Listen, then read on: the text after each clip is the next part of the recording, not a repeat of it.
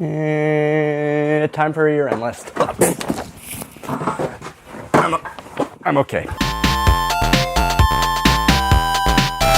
That's right, everybody, it's that special time of year again. So as is tradition on this channel, I'm gonna start with the worst films of the year because, well, that list is just more fun to talk about, and also I always look forward to the comments below in those videos, like this one. So let's start off with some dishonorable mentions. Unfriended Dark Web, The Meg, The Strangers 2, and The Nun. Don't see them. You don't need to see those. But I also don't want to talk about them anymore. Alright, let's get started. At number 10, we got Action Point. This movie upsets me so much because the true story that this is playing around with would make such a great movie if somebody just actually gave a shit. You know, instead of Johnny Knoxville running around going, "Hey, you guys remember Jackass? Well, I'm still here." This is one of those movies that would have been able to escape with a simple, "Well, that sucked." But the fact that they're botching a story I care so much about and so clearly has a lot of potential, it just bugs me. There's not much to this movie, and there could have been a lot more. I think that's the thing that upsets me. Okay, that's enough of that. Let's move on. At number 9, we got Robin Hood. I actually didn't think this one was that bad. I mean, it's terrible, don't get me wrong, but it's bad in that way where I had a huge smile on my face throughout the entire thing. This is that type of bad movie that you see with drunk friends and then you're asked to leave midway through because you're actually just shouting in a Sheet's bathroom. Now, I've seen many a bad attempt to turn public domain characters into a big superhero franchise, but this by far has to be my favorite. I actually really recommend it. Like, go out and see it with friends. For as little money as you can manage. At number 8, we have the Happytime Murders. Hi, folks! Do you like hearing the same joke over and over again? I assume you do, because you're watching one of my videos. Boom! Self-burn! Do you get it? Because I just reused the same joke from my initial review. I just did the same joke again, because that's what the movie does. That's the thing in the movie. I'm making a statement on the movie. Okay, fine, I'll talk about Venom again.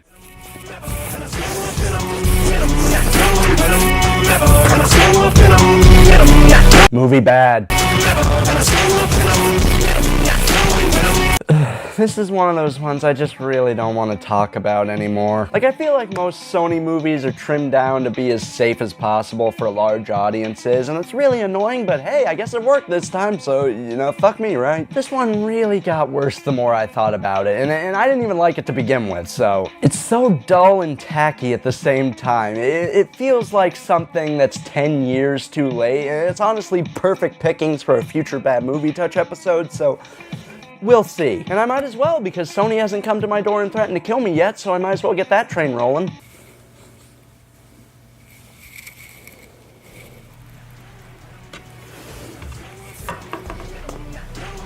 What's that noise? Oh shit, not again. Side note, I just want to clarify this because I rag on them all the time, but I feel this just needs to be said. Sony is one of the only studios out there that when their content ID claims one of my videos and I send like my response saying, "Hey, you know, this is fair use," they're one of the only companies that goes, "Oh yeah, that is fair use. We'll go away now." Yeah, take notes, Fox and Disney. Gonna block the video worldwide. At number 6, we got Death Wish. You know, it was a very bold choice for Eli Roth to cast a corpse in the lead role of this. Am I done? Do I need to say anything else? I feel like I could just show you the trailer to this one and you get it. You got caught in some crossfire? The ice cream man done it. The ice cream man? Can't walk to school if you don't work for him. The ice cream.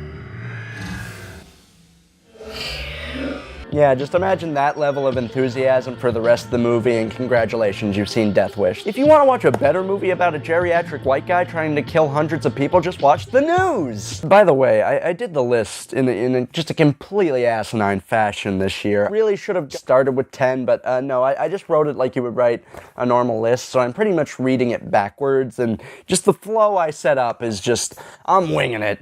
At number 5, we got Holmes and Watson. I don't really have anything written down for this. This was one of those things that I held off on recording the list because I was just hearing so many great reviews. This one's one of my personal favorites. I love that. What was anybody even hoping to accomplish here? The claims of people walking out within the first, half hour of this are not surprising, because that has to be one of the most painfully unfunny half hours of any movie I've seen in recent memory. This was one of those movies that Sony was desperately trying to unload. Netflix didn't even want it. These are the guys who put on mute. You're gonna take that, but you're not... Woo! Netflix gets a lot of shit for just taking whatever gets thrown their way, but I give you a lot of credit. This was a pretty good year for you. Which one of your films is in my top 3? At number 4, we got Jurassic World Fallen Kingdom.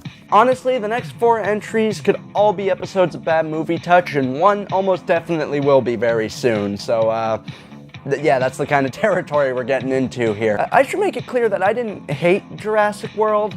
Why do I own you?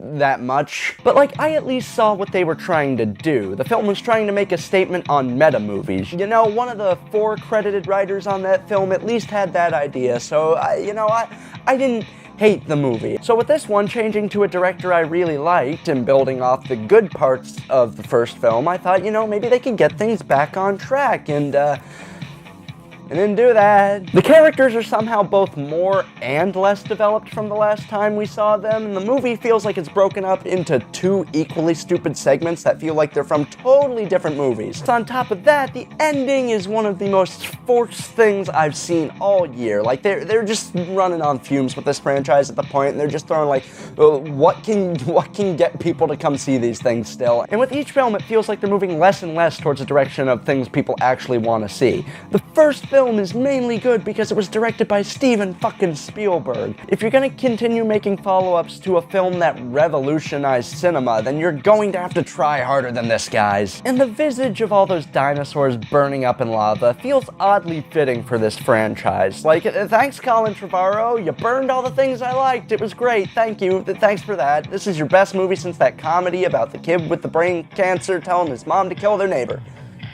What? That was supposed to be a drama? At number 3, we got the Cloverfield Paradox.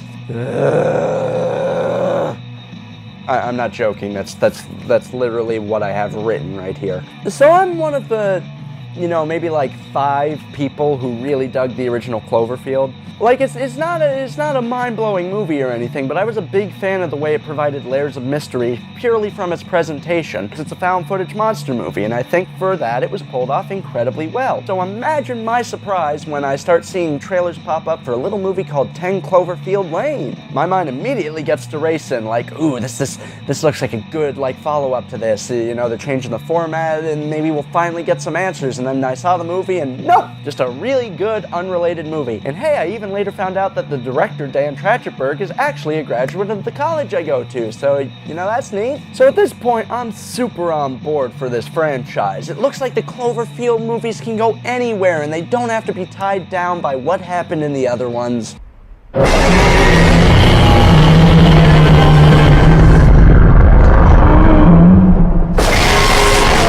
God damn it. Yes, movie bad.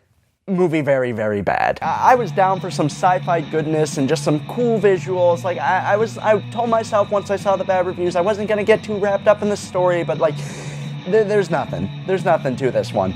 In the beginning of the movie, they say a thing will happen, the thing happens, and then everybody just sort of dies. That is the movie. Congratulations. Listen, if you're a fan of the franchise, then don't watch this. It's just going to ruin the other movies for you. And if you're not a fan of the franchise, then don't watch it. At number 2, we got Slender Man. I don't even think this one counts. No, seriously, I'm not even sure if this is classified as a finished film. There are characters in this movie who just disappear, and you're left going, Did they go somewhere? Then you watch the trailer and you're like, oh shit, that character did die, and Sony just cut it out of the movie. Okay, now it's a happy, fun time. Nobody dies and nobody saw it. There isn't too much to say. Typical Sony hack job. I already talked about it in my other review, so I'll just say if you want to watch a good, Slender Man thing, then watch the first few seasons of Marble Hornets. I haven't watched it in years, but I remember it being pretty good, and that's more than I can say about anything in this. And at number 1, we got Hurricane Heist. What the hell is that? This movie is amazing. Every year, I try to save the number 1 spot for something truly truly awful. And this year did not disappoint because it gave us this little gem from the director of The Mummy. The third one. Here we go again. I honestly don't even know what to say about this movie. Oh wait, yes I do. Nobody saw it. I can just make up anything and people will believe me. Like what if I told you that the villain of this movie is a hurricane that looks like a skull, and in one scene, they use the hurricane to shoot a bunch of the bad guys through a skylight. Would you believe me? Would you believe me if I told you that? Well, you should, because it's in the movie. This movie is hilarious, start to finish. Like, get a bunch of friends together, drink a bucket of absinthe, watch this, laugh your ass off, and then go walk out into the nearest tropical storm. It will be the best night of your life, I guarantee it. So yeah, those are the bad movies of the year, but let me know what you guys thought. Like, which movies would you pick for the worst of the year? I know I'm putting this one up a little later than I typically do. I sort of pushed off filming this video so I could see as much as I could before the year was up and make the fairest judgments. I'm pretty happy with these choices, but let me know what you guys thought. Feel free to tell me I'm wrong. I'm sure there's plenty of those that don't fit there. Thanks so much for watching, guys. It really means the world to me. I've been incredibly backed up on my video production schedule, but it really means the world to me that I have fans of the channel and fans of my content. And hey, if you're new, why not click subscribe if you like my stuff? If you want to stay up to date on everything, you can also follow me on Twitter if you want to hear me rant about things that don't matter. If you like my stuff and feel like helping me make it, then go ahead and check out my Patreon. I'll leave links to that down below. If you go over there, you can get some cool rewards like your name on this end screen here. These are some of the wonderful people who keep me doing what I love to do, and I'm always excited to get new patrons. Going to be setting up some new reward tiers in the near future, so I'm really excited for what this year can bring, and I hope you guys are too. I look forward to bringing you many more videos throughout the year, and I will see you guys soon. Hopefully after I buy some acne cream.